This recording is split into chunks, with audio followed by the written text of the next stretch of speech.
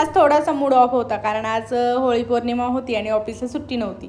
असं म्हटलं डबा वगैरे पॅक करायला घेतला. आज कोबीची भाजी सोबतच भाकरी बनवल्या होत्या आणि नाश्त्याला छान असं स्पंज डोसा, नारळाची चटणी होती. त्यानंतर घरी आले आणि येतानाच मग पुरणपोळीचं सामान घेऊन आले होते कारण मला संध्याकाळच्या पुरणपोळ्या बनवायच्या होत्या.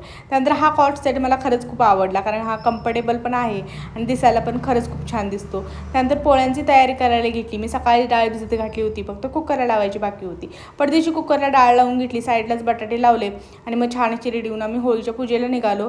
आणि होळीची पूजा करायला आम्हाला खरंच खूप लेट झालं. होळी दहन चालू झाल्यानंतर आम्ही पूजेला गेलो.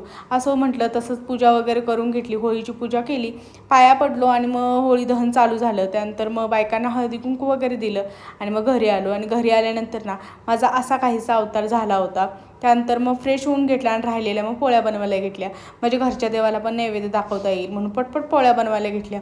आणि आज बरंच काही जेवणाला होतं. त्यानंतर मग असा काहीसा पसारा बघून ना खरंच खूप कंटाळा आला होता. पण आवरावं तर आपल्यालाच लागतो. चला बाय.